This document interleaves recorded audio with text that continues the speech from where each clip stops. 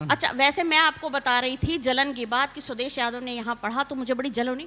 और एक बात बिल्कुल सच है कि हम औरतें तो होती बहुत जल कुकड़ी हैं। सही में घर में काम वाली हमसे सुंदर तरीके का सूट भी पहनकर आ जाए ना तो भीतर तक ऐसी जल भुन जाती हैं हम।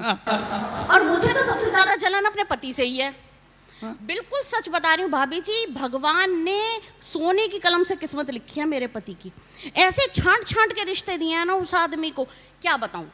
मेरे पति की सास बिल्कुल देवी औरत है। आहा, वाह वाह वाह वाह वाह वाह। मेरे पति के ससुर बिल्कुल देवता आदमी है। आहा। मेरे पति का साला एकदम हीरा लड़का। है। और बीवी तो साक्षात लक्ष्मी का अवतार है। आप चिराग लेके ढूंढोगे तो नहीं मिल सकती है। जितनी महिलाएं बैठी हैं सब अपने पति की किस्मत के बारे में यही सोच रही हैं इस समय। सोच रही है तो जरा तालियां वालियां बजाइए, समर्थन दीजिए मुझे अपना। अच्छा, दूसरी तरफ हम औरतें होती हैं, हमें तो जी आज तक कोई रिश्ता अच्छा मिला ही नहीं है। अरे तुम तो रिश्तेदारी जुड़ने से पहले ही हंस रही हो, मैं सच बता रही हूँ। हम औरतों को कभी कोई रिश्ता अच्छा मिला ही नहीं। आप देखो, हम सास बनते हैं तो बहू अच्छी नहीं होती, बहू बनती है तो सास अच्छी नहीं होती, दौरानी बनती है तो जेठानी अच्छी नहीं होती, जेठानी बनती है तो दौरानी अच्छी नहीं होती, नंद बनो तो भाभी अच्छी नहीं होती, भाभी बनो तो नंद अच्छी नहीं होती। और ले देकर बेचारा पति, वो तो जी आज तक किसी को अच्छा मिला ही नहीं। नहीं, ये पतियों, वैसे एक बात है, एक उम्र के बाद ना सारी जिंदगी क्या चिक रहती है हमारी पतियों से, तुम मुझे टाइम नहीं देते, तुम मुझे टाइम ही नहीं देते, तुम्हारे पास सबके लिए टाइम है, मेरे लिए टाइम ही है तुम्हारे पास। लेकिन ये जो 35-40 की उम्र होती है ना, इसके बाद हमें पति का टाइम नहीं चाहिए होता। मेरा तो खास तौर पर है। अब मेरे पति मुझे टाइम देना चाहते, मैंने कहा अब टाइम नहीं चाहिए, अब तो बस पैसे दिए जाओ। सच में प्रैक्टिकल कवित्री है। ये जो उम्र है, इसके बाद हमें सारी दुनिया में सिर्फ एक शख्स से प्यार रह जाता है, वो होती है हमारी काम वाली बाई। पति टाइम पे घर आए ना आए, वो आनी चाहिए। उसे हम गरम रोटी दे ना दें, काम वाली की गरम चाय जरूर बनेगी घर में। सच है कि नहीं है? सबसे ज्यादा चिंता अगर धरती पर हमें किसी की होती है, चाहे हम बाहर घूमने आ जाएं, चाहे हम मायके चली जाएं, चाहे दुनिया इधर की उधर हो जाए, सबसे ज्यादा फोन बाहर घूमने जाओ, मायके जाओ तो किसे किए जाते हैं? काम वाली बाई को। टाइम से आ जाइयो, ये कर दियो, वो कर दियो। सही है, सहमत हो ना आप सब? यही होता है ना। अच्छा, वैसे ये परिवर्तन है, और परिवर्तन जो है वो प्रकृति का नियम है, और प्रकृति अपना बैलेंस करना कभी नहीं भूलती। आप ये देखिए कि जो सबसे हैंडसम पुरुष होते हैं, प्रकृति उन्हें गंजा करना नहीं भूलती। और जो सबसे क्यूट लड़कियां होती हैं ना, उन्हें मोटा करना नहीं भूलती। नहीं, सही बात बता रही हूँ मैं आपको। हमारे जैन साहब हैं, बड़े मुझसे मन की बात करने बैठते हैं। ये प्रकृति का परिवर्तन ही है। कवित्री तो मैं हूँ, कविता वो करते हैं। सुनो क्या कविता की उन्होंने मेरे बारे में। कहते हैं, जैन साहब बोले, सुन मेरी प्राण प्यारी, मेरा बस जो चला तो तुझे चांद पे ले जाऊंगा। बादलों के रथ पे सवार होके जाने जाना सात आसमानों की मैं सैर कराऊंगा। परियों के जैसी पोशाक दिलवाऊंगा, मैं लहंगे में लाख सितारे जड़वाऊंगा। सोच रहा हूँ कि 4 कंधों का जुगाड़ कर लूं, अकेला मैं कैसे तेरे बोझ को उठाऊंगा। मैं सच बताऊं, बोझ की बात तो ये, मुझे अभी एक कार्यक्रम में रामदेव बाबा मिल गए। मुझे देखकर कहते हैं, दीपाली ये क्या हाल बना रखा है अपना, कुछ योगा वोगा किया करो। मैंने कहा बाबा जी योगा मुझसे तो कतई ना होगा। बाबा जी कहते हैं, अरे बड़ी अच्छी चीज है। मैंने कहा अरे बाबा जी कुछ नहीं होता इससे। बाबा जी दिल पे ले गए, मुझे खरी खरी सुना दी। कहते हैं, मेरे योग में बोलो तो भला क्या बुराई है, इस योग से ही अरबों खरबों की कमाई है, और मुझसे पटी ना एक अंजलि भी उम्र भर, इसलिए ही तो पतंजलि फर्म बनाई है। अच्छा, वैसे मैं आपको बताऊं, हम बात कर रहे थे रिश्तों की, इसकी उसकी। हम जो बनिए लोग होते हैं खासकर, वैसे तो हमारे हिंदुस्तान में सारे परिवारों में रिश्तेदारी जोड़ने का बड़ा शौक होता है। भाई का दोस्त घर आया नहीं कि भैया आया, आंख बंद करके भैया बनवा देते हैं। भैया के लिए चाय लिया, भैया के लिए पानी लिया। मैं आपको सच्ची बात बता रही हूँ, इस चक्कर में मैं खुद अपने पति को 8 साल तक भाई कह के बुलाती रही। अच्छा, भाई वाली बात तो बताऊं, अग्रवाल साहब सामने बैठे हैं, इतने सज्जन व्यक्ति हैं, जैसे ही इन्हें पता चला कि मैं इस कार्यक्रम में आ रही हूँ, मेरे पास फोन आया, दीपाली सावन के महीने में आ रही हो, छोटी बहन की तरह हो, बिल्कुल मैं तुम्हें कुछ ना कुछ उपहार जरूर दूंगा, पेमेंट अपनी तरफ है, पर खाली हाथ नहीं जाने दूंगा। मांगो जो भी मांगना है। मैंने कहा अरे और क्या चाहिए, इतने बड़े आदमी ने मुझे बहन बना लिया, इससे ज्यादा और क्या चाहिए। आजकल के जमाने में कौन किसे बहन बनाए राजी है जी, लोग अपनी को तो पूछ नहीं रहे, सगी वाली को या बाहर वाली को भी बनाए राजी है। मैंने कहा कुछ नहीं, आपने कह दिया, ये पीछे पड़ गए। कहते नहीं मैं बहुत बड़ा हूं तुमसे, मैंने कहा है कुछ मांगो तो मांगना पड़ेगा। मैंने एक छोटी सी चीज मांगी इनसे, जी। सोना चांदी मांगू ना, हीरो का हार मांगू, सच कह रही हूँ भैया, ना कोई कार मांगू, हिस्सेदारी में केवल आधा व्यापार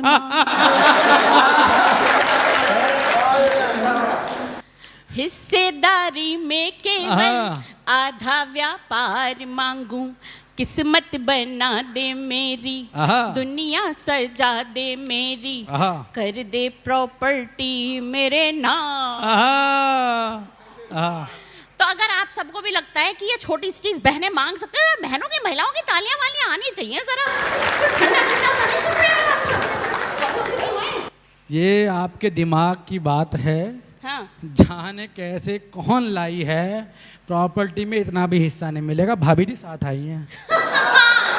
ये बिल्कुल सही बात कह दी आपने। मैं इसीलिए, आप समझे नहीं स्ट्रेटेजी, मैं इतनी देर से शुरू से भाभी जी की तो तारीफ करने में लगी पड़ी थी कि पहले भाभियों को पटाना पड़ता है, भाई तो फिर अपने आप कब्जे में आ जाते हैं। अच्छा, वैसे कुछ दिनों पहले एक मिसेस पिक्चर आई थी जी, देखी होगी आप सबने भी। किस किस ने देखी है जरा बताएंगे मुझे। एक मिसेस पिक्चर आई थी, कुछ लोगों ने देखी आपने से। उस पिक्चर में बड़ी एक महिला की दयनीय स्थिति दिखाई गई। बड़ा उसको अपने घर का काम करना पड़ रहा है, ये करना पड़ रहा है, कभी बिरयानी बना रही है, कभी सिलपट्टे पे चटनी पीस रही है, बड़ी दुर्गति। और एक दिन वो इतनी फ्रस्ट्रेटेड हो जाती है कि वो सिंक की लीकेज का पानी उठा करके अपने पति के मुंह पर देके मार देती है। मैंने भी ये पिक्चर देखी अपने पति के साथ बैठ के, या ये कहो कि मैंने उन्हें जबरदस्ती दिखवाई। मैंने देखने के बाद उनसे कहा, मैंने कहा ये पिक्चर देख के आपने कुछ सीखा? कहते हैं हाँ। मैंने कहा क्या सीखा? बोले यही कि सिंक में लीकेज नहीं होनी चाहिए। अच्छा, मैं सही बताऊं, गुलाब जामुन मुझे तो ये समझ ही नहीं आता कि ऐसी पिक्चर बनाई क्यों जाती है। अच्छी खासी जिंदगी चल रही थी, 22 साल शादी को हो गया, सब कुछ बढ़िया। जिस दिन से इस पिक्चर का ट्रेलर आया 3 बार राड़ हो गई हम दोनों के बीच में। मुझे ऐसा लग रहा है मैं ही दुनिया की सबसे दुखियारी औरत हूँ। मैं अपने पति से लड़ने बैठ गई, मैं तुमने भी मुझसे सिलबट्टे पे बहुत चटनियां पिसवाई हैं। वो 2 मिनट चुप रहे, बोले हमारे घर में तो सिलबट्टा ही नहीं है। मैं फिर जरा जोश में आई, मैंने कहा तुमने भी मुझसे बहुत बिरयानियां बनवाई हैं। फिर 2 मिनट चुप रहे, बोले हम तो जैन हैं, हमारे यहाँ तो बिरयानी बनती ही नहीं है। फिर मुझे अपनी दयनीयता का एहसास हुआ। मैंने कहा बताइए ये आदमी इतना खराब है, ये मुझे लड़ने का मौका भी नहीं दे रहा। हम औरत की हालत देखो। अच्छा, हमारे सेहत की बात हो रही थी, कभी मुझे बुलडोजर कह रहे थे, कभी कुछ कह रहे थे। मैं बताऊं, सेहत के अपने अलग ही फायदे हैं। हम जो सेहतमंद औरतें लड़कियां होती हैं, अजी हमसे तो मिठाइयाँ भी बातें करती हैं। मैं सच बता रही हूँ आपको, बिल्कुल सच्ची बात। अभी कल मैंने फ्रिज खोल के गुलाब जामुन निकाला, अभी मेरे हाथ में गुलाब जामुन है। मैं गुलाब जामुन को देख रही हूँ, गुलाब जामुन मुझे देख रहा है। मेरे मन में ख्याल आया कितना प्यारा है, सांवले रंग का, गोल मटोल, मोटा ताज़ा। और मजे की बात देखो, ठीक उसी समय गुलाब जामुन मेरे बारे में यही सोच रहा है। अरे बहुत बढ़िया। नहीं, मैं बिल्कुल। अच्छा, ये बैठे हैं साथ में, इनमें और मुझ में कितना भी अंतर हो पर एक समानता जरूर है। मैं पापा की परी हूं, ये परी के पापा हैं।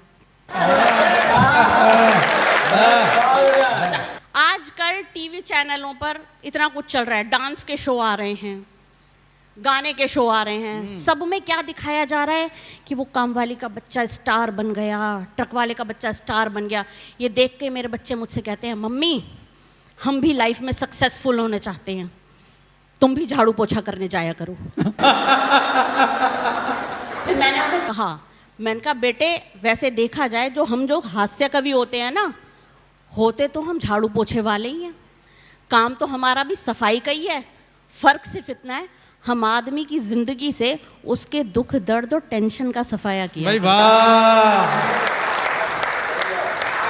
और टेंशन की स्थिति तो ये आदमी बैठा है, दुनिया का सबसे ज्यादा परेशान आदमी। आप ये देखिए, अभी 2 दिन पहले ये बैठा है स्वदेश यादव, इसने फोटो डाली फेसबुक पर अपनी, उस दिन अच्छा लग रहा था। अब आज का तो सबको दिख ही रहा है। मैंने भी तारीफ कर दी, मैंने कहा भाई कमाल लग रहे हो स्वदेश, बहुत खूब। इतनी देर में प्रतीक गुप्ता जी का कमेंट आता है वहीं उसी जगह, कहते दीपाली फिल्टर लगाई हुई फोटो है। थोड़ी देर बाद एक और कमेंट आता है, कहते हैं टीवी की शूटिंग के लिए गया था, 2.5 किलो तो पीओपी चिपका रखी है इसने मुंह पर। इतने पे भी नहीं शांति नहीं पड़ी, तुरंत एक और कमेंट करते हैं, कहते हैं आज तुम्हें मैं इस स्वदेश यादव की हकीकत दिखा कर रहूंगा। और ये कहकर फौरन इस स्वदेश की आधार कार्ड वाली फोटो दिखा दी। फिर मैंने इनसे पूछा, मैंने कहा तुम्हारी समस्या क्या है? तो कहते हैं मेरी समस्या ये है कि तुम्हें प्रोग्राम में मैंने बुलाया है, तो तुम्हें पता होना चाहिए तुम्हें किसकी फोटो पर लाइक देना है। अब आप आनंद लेना, मैं प्रतीक गुप्ता जी की तस्वीर पर लाइक देने ही वाली थी कि इतनी देर में हमारे अमित जी ये वही कमेंट करते हैं फोटो के नीचे, कह दीपाली बेटा तुम्हें बुलाया किसी ने भी, और पेमेंट तो तुम्हें मैं ही दूंगा। तो जरा जोरदार तालियां हो जाए हमारे अमित जी के लिए। बहुत बहुत शुक्रिया, धन्यवाद। विशेष आभार आज महिलाओं का है, भाभियों का, जो आज दूसरों के पतियों की सुनने आई हैं, अन्यथा जो अपने पति की ढंग से नहीं सुनती।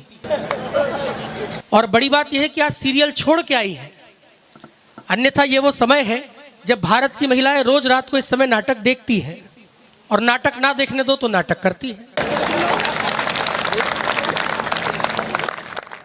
इस हिंदुस्तान की महिलाएं अपने पति को 2 घंटा लेक्चर देने के बाद ये कहती हैं कि मैंने तो आजकल इनसे कुछ कहना ही छोड़ दिया है। अब भी बहुत सारे ऐसे हैं जिन्होंने तालियां नहीं बजाई हैं, अगली बात पे उनकी भी तालियां आनी चाहिए और थोड़ी बड़ी आनी चाहिए। हमारे मोहल्ले में एक भाभी जी हैं, वो मेहंदी से पति का नाम लिखती हैं हाथ पर। मैंने कहा ऐसा क्यों करती हैं भाभी? उन्होंने कहा कि मैं चाहती हूं ये आदमी मेरी मुट्ठी में कैद रहे। तालियां अब भी कम रह गई हैं, अगली बात पे तालियां थोड़ी और बड़ी कर दीजिएगा।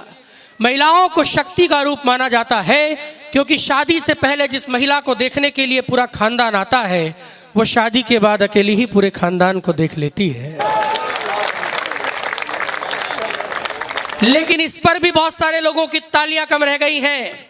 मैं एक टिप्पणी अपने समाज के बीच खड़ा होकर कर रहा हूं, इस टिप्पणी पर यहां से लेके वहां तक दोनों हाथ उठे और मुझे लगे कि सुनने के मन में है, क्योंकि 14 फरवरी के दिन अगर प्रेमी का साथ न हो तो कोई खास फर्क नहीं पड़ता, लेकिन रक्षाबंधन के दिन अगर ये कलाई सुनी रह जाए तो लगता है कि जिंदगी में कुछ तो है जो अधूरा सा रह गया। बस इतनी तालियों में मेरे छुरछुरी पल जाएंगे, और वो पल जाएंगे जो अभी हुए भी नहीं हैं। मैं पहले कवि को आमंत्रित करूं, उनका नाम कविवर दीपक शुक्ला है, भोपाल से हमारे बीच आए हैं, अद्भुत हास्य के कवि हैं। बस आप थोड़ा सा मन दे दीजिएगा, क्योंकि जिंदगी क्या है, जुगालियां ही तो है, सहने को गम खाने को गालियां ही तो है। इन कवियों का सम्मान क्या, न पैसा न सोना, आपके इन 2 हाथों की तालियां ही तो है। जरा जोरदार तालियां बजाकर एक बार स्वागत कीजिए। माँ सरस्वती को प्रणाम करता हूँ। देश की आर्थिक स्थिति को मजबूत करने वाला, वंश देने वाले भगवान अग्रसेन को प्रणाम करता हूँ। आप सबको बहुत बहुत प्रणाम करता हूँ। बहुत अच्छे दीपक भैया, वाह। माँ ने कहा बेटा मेरा जोरू का गुलाम बना, बीबी बोली लगता है मुझे माँ का लाल तू। माँ ने कहा बेटा मेरा जोरू का गुलाम बना, बीबी बोली लगता है मुझे माँ का लाल तू। पापा बोले मैं भी इसी दौर से गुजर चुका, मेरी माँ तो रही नहीं तेरी माँ संभाल। तो जब थे हम कुंवारे तब भी आदमी थे फालतू। हाँ, अरे जब थे हम कुंवारे तब भी आदमी थे फालतू, आजकल भी हो गए हैं शादीशुदा पालतू। जब से कभी हुए हमें देख सभी कहने लगे आलतू जलालतू और आई वाला कोटालतू। बहुत अच्छे दीपक भैया, वाह वाह। भगवान कसम बड़ा खतरनाक सुनते हो आप लोग। एक नेता ने खाने में मांगा अचार, हमने दिया एक बार, उसने मांगा दूसरी बार, तीसरी बार, चौथी बार, और जब मांगा पांचवी बार तो हमने कहा सरकार ये अचार है, भ्रष्टाचार नहीं। भाई वाह वाह वाह, बढ़िया टिप्पणी है भाई, वाह वाह वाह वाह। वाकई में बड़े समझदार लोग हैं। भगवान कसम, मैं जैसे ही बल्लभगढ़ आया, गोयल जी का मेरे पास फोन आया, बोले आ गए? मैंने कहा जी आ गया। बोले ध्यान रखना तुम भोपाल से आए हो, बल्लभगढ़ के लोग बड़े समझदार। मैंने कहा अच्छी बात है। फिर जैसे ही मैं होटल में आया, फिर फोन आया, बोले दीपक दनादन भूल मत जाना तुम भोपाल से आए हो, बल्लभगढ़ के लोग बड़े समझदार। मैंने कहा अच्छी बात है। जैसे ही यहाँ आया तो फिर बोले दीपक दनादन भूल तो नहीं गए ना, तुम भोपाल से आए हो, बल्लभगढ़ के लोग बड़े समझदार हैं। मेरा दिमाग खराब। मैंने कहा भाई साहब आप तो ये बताओ कि बल्लभगढ़ के सब लोग समझदार हैं या एक आध बेवकूफ भी पाया जाता है? ये बोले नहीं, जरूरत पड़ने पर भोपाल से बुलाया जाता है। भाई वाह वाह वाह, बहुत अच्छे। ये हास्य कवियों की स्थिति हो गई, भगवान कसम। अभी ये मुझसे पूछ रहा था डॉक्टर अभिषेक, बहुत अच्छा संचालक है देश का, बोले दीपक भाई आजकल क्या कर रहे हो? मैंने कहा यार डॉक्टर साहब मैं तो कुछ नहीं कर रहा हूँ, मेरी पत्नी जरूर जानवरों के सुधार के लिए बड़े काम कर रही है। बारीक टिप्पणी है, अगर आप पकड़ लोगे तो समझ जाऊंगा आप कैसा सुनोगे। ये बोले कि दीपक भाई आजकल क्या कर रहे हो? मैंने कहा मैं तो कुछ नहीं कर रहा हूँ, लेकिन मेरी पत्नी जरूर जानवरों के सुधार के लिए बड़े काम कर रही है। इन्होंने मुझे नीचे से ऊपर देखा, ऊपर से नीचे देखा, बोले आपकी पत्नी जरूर जानवरों के सुधार के लिए काम कर रही होगी, लेकिन आप में तो कोई भी सुधार नहीं दिख रहा। स्थितियां ये हो जाती हैं। अच्छा देखने में मैं आपको प्यार मोहब्बत का कवि दिखता हूँगा, लेकिन भगवान कसम प्रेम से दूर दूर तक मेरा कोई वास्ता नहीं, क्योंकि मैंने तो जिससे प्रेम विवाह किया आजकल वही प्रेम चोपड़ा बन के मेरे सिर पे नागिन डांस करती है। क्या हो गया आजकल का प्रेम? राजनीति की विसंगतियों पर व्यंग करता हूँ, अगर आपको अच्छा लगे तो मुझे बताना कैसा सुनते हैं, मैं वैसा सुनाता जाऊंगा। राजनीति की विसंगति पर पहला व्यंग करता हूँ, आजकल का प्रेम क्या हो गया, सुनना और आनंद लेना। चेहरे पे उदासी लिए खोपड़ी खुजा रहा हूँ, भाग्य की लकीर मेरी हर जाई हो गई। अच्छा। चेहरे पे उदासी लिए खोपड़ी खुजा रहा हूँ, भाग्य की लकीर मेरी हर जाई हो गई। करके जुगाड़ पाई खुशियां अपार, ऐसा बेड लक यार के सभी पराई हो गई। तो झील के किनारे जिसे चाउमीन थी खिलाई, आज वही किसी और की लुगाई हो गई। झील के किनारे जिसे चाउमीन थी खिलाई, आज वही किसी और की लुगाई हो गई। सुबह तो कांग्रेस के ही साथ घूमती थी, शाम होते होते वो तो भाजपाई हो गई। वाह वाह, वाकई में बड़ा अच्छा सुनते। वाह वाह वाह वाह। और अगर प्रेम के बाद शादी हो जाए तो आदमी की हालत, पति की हालत क्या हो जाती है? फिर चार पंक्तियां सुनना और आनंद लेना। दुनिया में छाए कभी बन के तराने, किंतु आज हम गुजरी कहानी जैसे हो गए। दुनिया में छाए कभी बन के तराने, किंतु आज हम गुजरी कहानी जैसे हो गए। कभी बलवान थे पहलवान डरते थे, आज यारों बिसरी जवानी जैसे हो गए। तो बन के पति जो गति अपनी फिजूल की, कचरे का ढेर कूड़ेदानी जैसे हो गए। बन के पति जो गति अपनी फिजूल की, कचरे का ढेर कूड़ेदानी जैसे हो गए। पत्नी हमारी यारों मोदी जैसी हो गई है, हम तो बेचारे आडवाणी जैसे हो गए। बंगाल की एक नेता है, महिला नेता। अच्छा। भगवान कसम पता नहीं उसको भगवान श्री राम के नाम से क्या समस्या है। जब भी भगवान श्री राम का नाम सुनती है उसका मुंह बन जाता है। अभी कुछ समय पहले हमारी आस्था का प्रतीक लगा महाकुंभ, बोली ये महाकुंभ नहीं ये मृत्यु कुंभ है। ऐसे लोग जब बयान देते हैं तो मैं हास्य व्यंग का एक छोटा सा कवि बल्लभगढ़ की तरफ से जवाब देने का प्रयास करता हूँ। लगे कि जवाब इससे अच्छा नहीं हो सकता तो फिर पूरा समर्थन करना, जो कहते हैं जिनको राम के नाम से चिढ़ है। भाई स्वागत दीपक भैया। सुनते ही राम नाम ताड़का सी चीखती है, मुझको तो लगती ये कंस की लुगाई।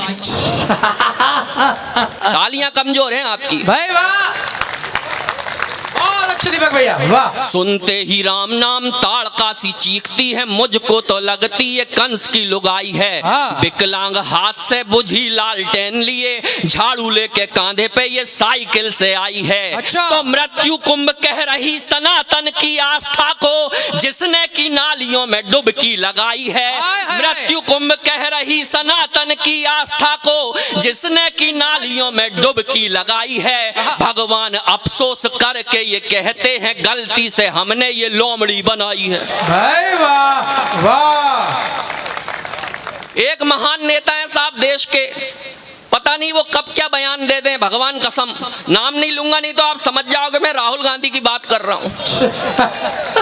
राजस्थान चले गए भारत जोड़ो यात्रा में, वहां पे उन्होंने बयान दिया, बोले इस देश की महिलाओं को एक समान अधिकार मिलना चाहिए, इस देश की महिलाओं को एक समान अधिकार मिलना चाहिए, चाहे वह महिला स्त्री हो या पुरुष। वो आदमी कब क्या बोल दे भगवान कसम कोई भरोसा नहीं है। अच्छा। जब मोदी जी पहली बार प्रधानमंत्री बने तो भाई ने कहा कि ईवीएम मशीन गड़बड़ है, दूसरी बार प्रधानमंत्री बने तो बोले कि संविधान खतरे में है, तीसरी बार अभी जब प्रधानमंत्री बने तो उनका नया बयान आ गया, आप सबको पता है क्या है बयान, और वो बयान उन्होंने क्यों दिया ये मैं आपको बताता हूं, सुनना और आनंद लेना। 60 साल पार्टी की जिनसे बचाई लाज, घोटालों को ढांकते लंगोट चोरी हो गए। अच्छा। 60 साल पार्टी की जिनसे बचाई लाज, घोटालों को ढांकते लंगोट चोरी हो गए। छेद वाली बनियान जिनसे छिपा रखी थी, आज वो दिखावे वाले कोट चोरी हो गए। हमने छुपा रखे थे ड्राई फ्रूट्स भ्रष्टता के, भ्रष्टता से भरे अखरोट चोरी हो गए। हमने छुपा रखे थे ड्राई फ्रूट्स भ्रष्टता के, भ्रष्टता से भरे अखरोट चोरी हो गए। सत्ता की मिठाई इस बार भी ना खा सके तो मुन्ना बोला चीख के कि वोट चोरी हो गए। भाई वाह वाह वाह। लोग वाकई में अच्छा सुनते हैं, बहुत अच्छा है। प्रणाम करता हूँ आपको। ताजा पढ़ रहे हो। मैं प्यार मोहब्बत की बात नहीं करता साहब, लेकिन हाथ से व्यंग में प्यार मोहब्बत करने का प्रयास करता हूँ और कविता में ही बात करता हूं। अगर आपको लगता है कि अच्छा सुना रहा हूं तो एक बार तालियों से मुझे बता दें कि हाँ। बहुत बहुत धन्यवाद। मुझे एक लड़की से प्रेम हो गया, प्रेम हो गया तो क्या हुआ, एक छोटी सी कविता सुनाता हूं। मैंने उससे अपना प्रेम निवेदन किया और उसने जो रिप्लाई दिया सुनिएगा और आनंद लीजिएगा। मेरे मन की तन्हाई में एक सुंदर कन्या हुई बाधा, हाँ। ऐसे मेरा संयम टूटा जैसे संसद की मर्यादा। भाई वाह। मेरे मन की तन्हाई में एक सुंदर कन्या हुई बाधा, ऐसे मेरा संयम टूटा जैसे संसद की मर्यादा। मैंने उससे इजहार किया मन की सरकार बनाने दो, तुम करो समर्थन चाहत का यह गठबंधन हो जाने दो। मेरे चश्मे से चार हुई आंखों से आंखें चार करो, बन जाओ मेरी घरवाली और ये घरवाला स्वीकार करो। मेरी इस भ्रष्ट जवानी में कितने सारे घोटाले हैं, तुमको देखा तो फील हुआ अच्छे दिन आने वाले। भाई वाह वाह। सुनकर मेरे मन की बातें वो रूपवती शर्माई बड़ी, नाखून चबाती जाती थी और हिलती जाती खड़ी खड़ी। फिर हुआ अचानक कुछ ऐसा ये आंखें मेरी गोल हुई, मेरी चाहत वाली बातें गश खाकर डामाडोल हुई। मैं चक्कर खाकर घूम गया जैसे ही उसने मुंह खोला। क्या मुंह खोला? मैं चक्कर खाकर घूम गया जैसे ही उसने मुंह खोला। मुत्तो भी तुम ते प्याल हुआ ओ दी पपदी तौला तौला।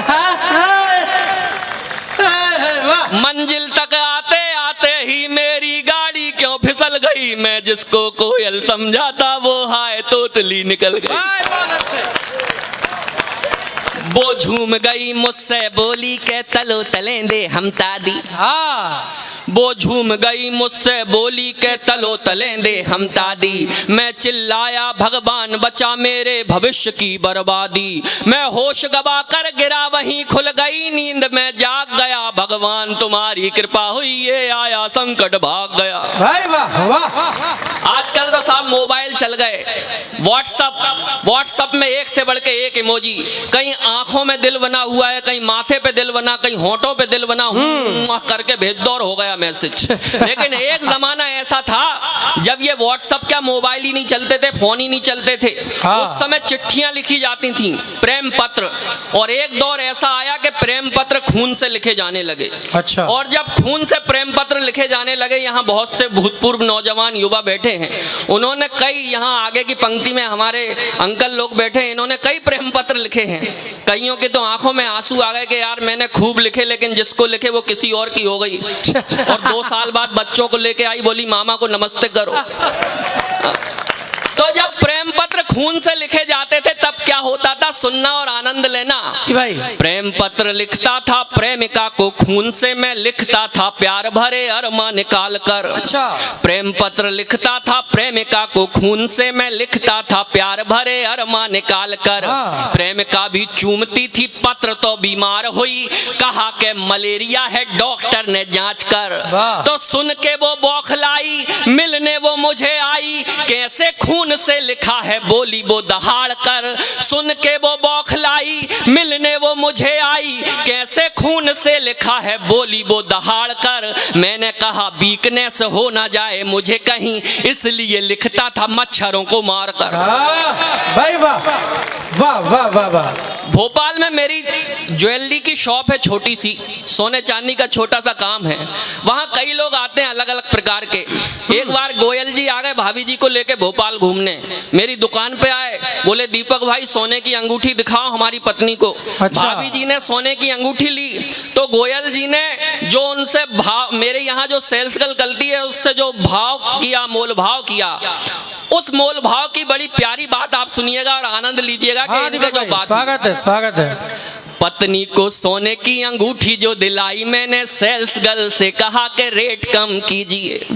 पत्नी को सोने की अंगूठी जो दिलाई, मैंने सेल्स गर्ल से कहा कि रेट कम कीजिए। सेल्स गर्ल बोली सर आप हैं हमारे खास, रेट पे ना जाइए यूं चाय शाय पीजिए। अच्छा। तो आपको ही देख के लगाए मैंने रेट कम, तो मैंने कहा थोड़ा और मुझे देख लीजिए।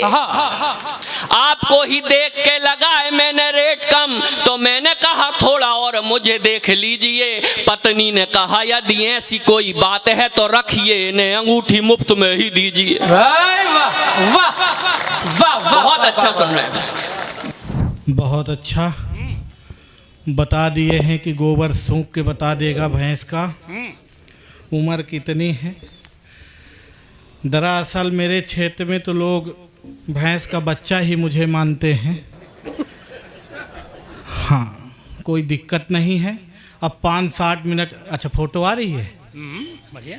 आ रही हो तो खींच लीजिए। इसीलिए तो मैं ये कार्यक्रम आदरणीय अविनाश भैया ने दिन में करवा दिया है, मेरी ही वजह से।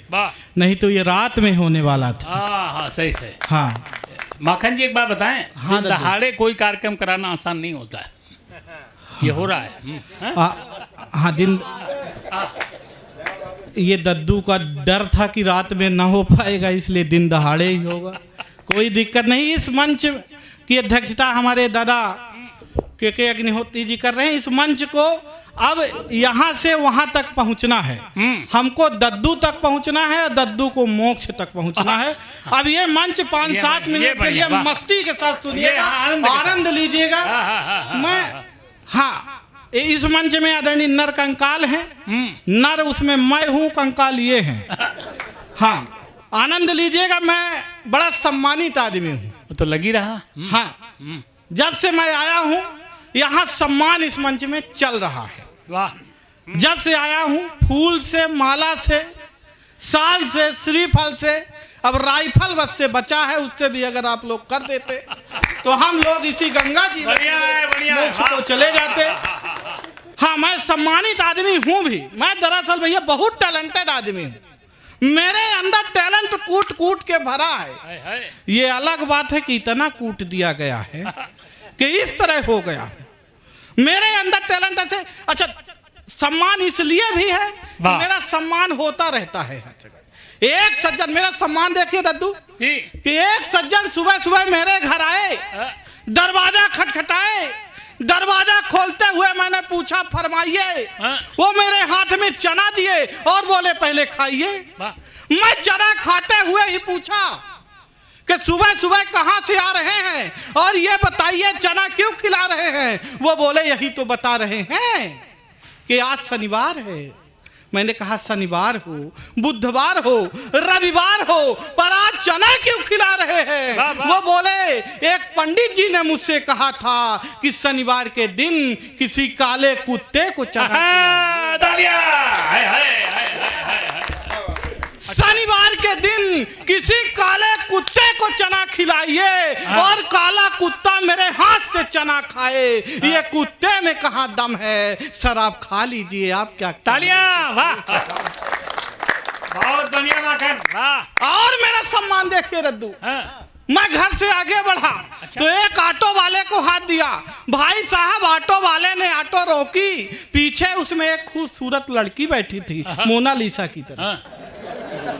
अच्छा, चर्चित नाम है आजकल का। हाँ। हाँ, खूबसूरत लड़की बैठी थी। उसने कहा अगर तुम इसे चढ़ाओगे तो मैं उतर जाऊंगी। हाँ। और मेरा सम्मान देखिए, पीछे मेरी मैडम थी, वो दौड़ कर आई। उन्होंने दूसरे ऑटो वाले को हाथ दिया। भाई साहब दूसरे ऑटो वाले ने ऑटो रोकी। मैडम ने पूछा रेलवे स्टेशन तक का कितना लोगे। ऑटो वाले ने कहा 100 रुपए लूंगा। मैडम ने कहा अगर मेरे साथ ये मेरे प्राणनाथ भी चले तब कितना लोगे। ऑटो वाले ने कहा तब भी 100 ही रुपए लूंगा। मैडम ने तपाक से मेरी ओर देखा और कहा देखे जो 100 रुपए की कीमत है वो मेरी है, तुम्हारी फूटी तो ये है कविता। वाह वाह वाह वाह वाह वाह वाह। और मेरा सम्मान देख, सम्मान कम नहीं हो रहा है। कहने का ढंग है साहब। वाह वाह वाह वाह वाह वाह। मैं अपने शहर अच्छा। रीवा चौराहे से अपनी सखी के साथ गुजर रहा था। हाँ, सखी। हाँ। सखी तो ऐसे कह रहे हैं दद्दू जैसे ना रही हो। मैं अपने सखी के साथ गुजर रहा था तो पीछे से एक लड़के ने कमेंट किया देखो देखो आलिया जैसी लड़की है पर कालिया के साथ। देखो देखो आलिया जैसी। आप चश्मा लगाए हैं सर, आपको सादर प्रणाम कर लेता हूं। हाँ, पिछले दिनों दद्दू ये मुझे मिले। मैंने कहा सर आप चश्मा लगाते हैं तो हमें उल्लू नजर आते हैं। ये बोले नहीं लगाता हूं बेटा तो तू गधा नजर आता है। तो उसने कहा कि जिसे तू कालिया कह रहा है यह व्यक्ति मुझे ऐसे नहीं मिला है। तो उसने पूछा कैसे मिला है तो बताया कि सालों तक पूजा पाठ जप तप किए मैंने। ऐसे नहीं मिला दद्दू, वो सावन के 16 सोमवार व्रत रही है तब जाके मुझे पाई है। हाँ, पिछले दिनों फिर थी। मैंने कहा अब क्यों रहती हो। बोली अच्छा माइक नहीं डिस्टर्ब करना भाई, मुझे देखकर आज तक कुकर सीटी नहीं मारा है। माइक से गड़बड़ी नहीं छेड़ना। उसने कहा मैं पहले भी रहा करती थी। मैंने पूछा पहले क्यों रहती थी। बोली पहले सुंदर वर मांगा करती थी। मैंने कहा अब तो पा गई हो अब क्यों रहती हो। बोली अब इसलिए रहती हूँ कि भगवान मिले तो उनसे पूछूंगी कि क्या मांगा था और क्या दे दिया है। हाँ, एक बार ऐसे ना बजाइए तो जोरदार बजाइए। अच्छा है। हाँ। कि सालों तक पूजा पाठ जप तप किए मैंने। सालों तक पूजा पाठ जप तप किए मैंने तब जाके मेरे लिए प्यार लेके आए हैं। दुनिया की नजरों में लायक ना प्यार मेरा फिर भी ये मेरे लिए यार लेके आए हैं। बहार लेके आए हैं, फुहार लेके आए हैं, फुहार लेके आए हैं, बहार लेके आए हैं। मेरे लिए हीरो वाला हार लेके आए हैं। और मेरे इस तप का तो यही परिणाम मिला। शनिदेव स्वयं अवतार लेके आए। मेरी तरह दिख रहे अगर यहाँ 1-2 पीस भी हों तो कल से अपने आप को शनिदेव ही समझें। नहीं, हंसने की बात नहीं है।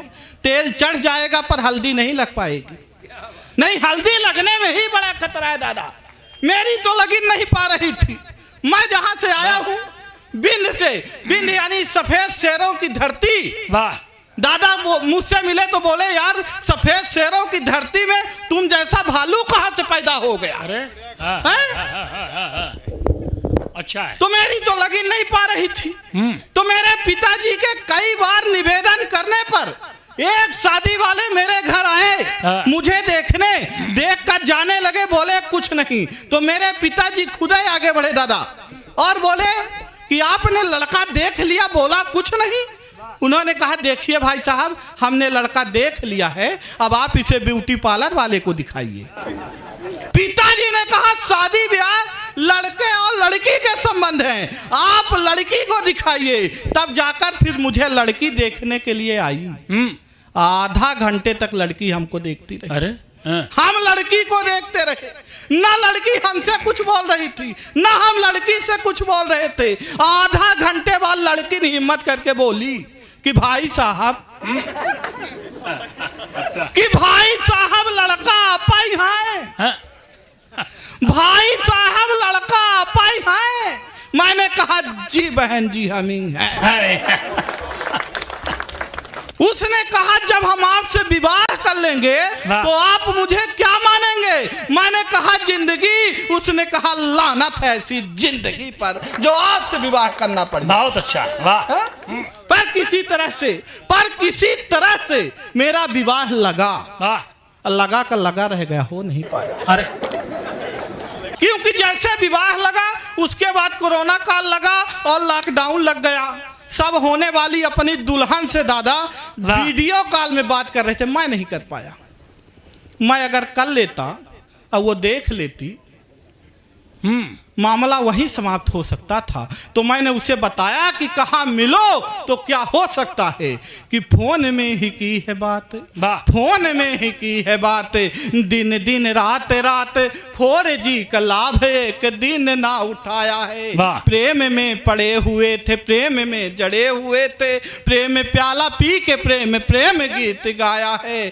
बरमाला हाथ में थी, सखियां भी साथ में थी, सखियां भी साथ में थी, बरमाला हाथ में थी। दुल्हन ने देखते ही जोर से चिल्लाया है कि एक प्रश्न पूछती हूँ, आप ही बताएं नाथ, मुखड़ा पति का किस सांचे से बनाया? अब उस पगली को क्या मालूम कि प्रभु जिस सांचे से यह मुखड़ा बना रहे थे मैं वो सांचा ही हूँ।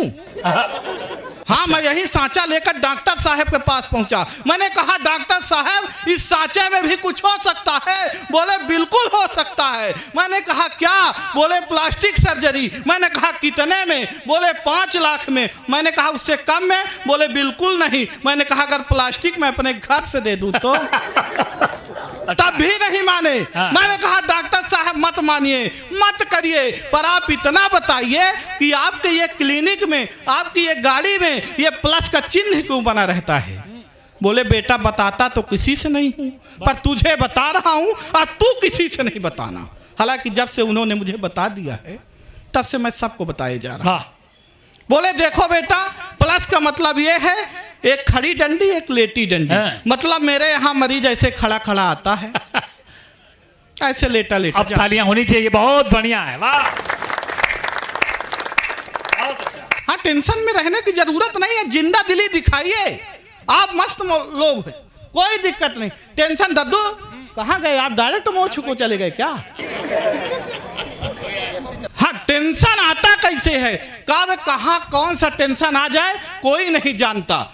मैं मस्त मौला आदमी, टेंशन आता कैसे दद्दू? ना हो, मैं मस्त मौला आदमी एक दिन रास्ते से जा रहा था तो एक खूबसूरत लड़की ने मुझ जैसे खूबसूरत आदमी से लिफ्ट मांगा।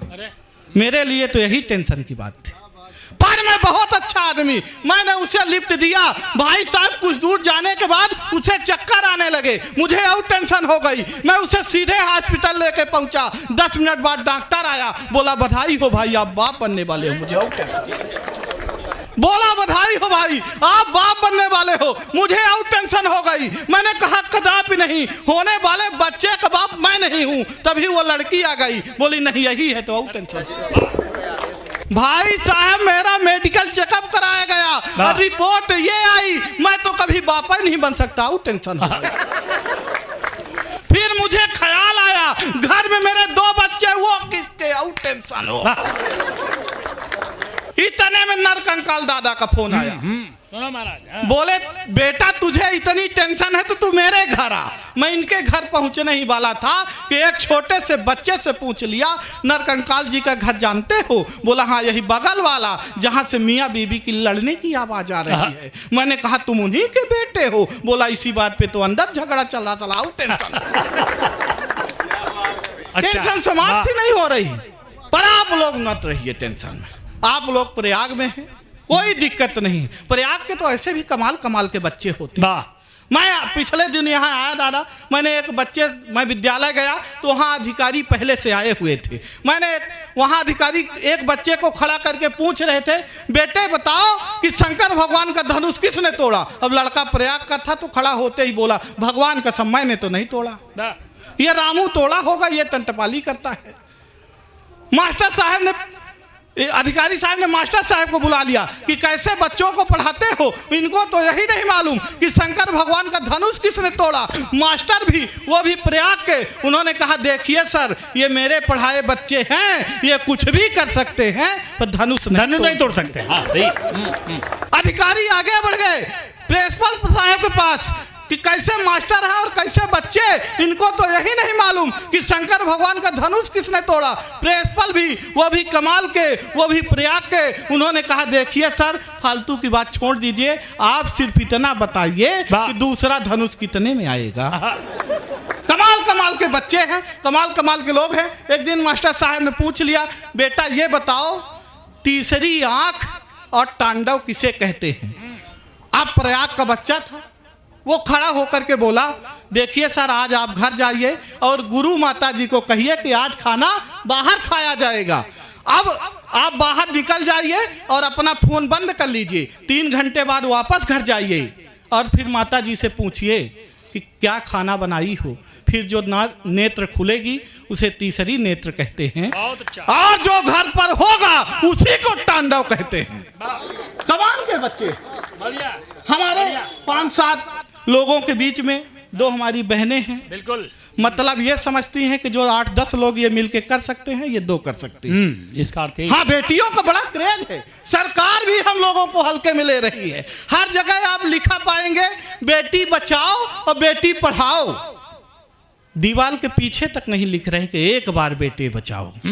बेटे इसी नर्मदा नदी से, गंगा नदी से बह के आए, इनको कूड़े में फेंक दो, इनका कहीं सम्मान नहीं है। लेकिन क्यों नहीं है ये मैं बताऊंगा कि बेटियों का क्रेज यार, बेटियों का क्रेज यार एकाएक बढ़ गया है। बेटे तो एक साथ चूल्हे में जा रहे, बेटे तो माता पिता की नाक कान काटते हैं, बेटियों को घर की यार लक्ष्मी बता रहे।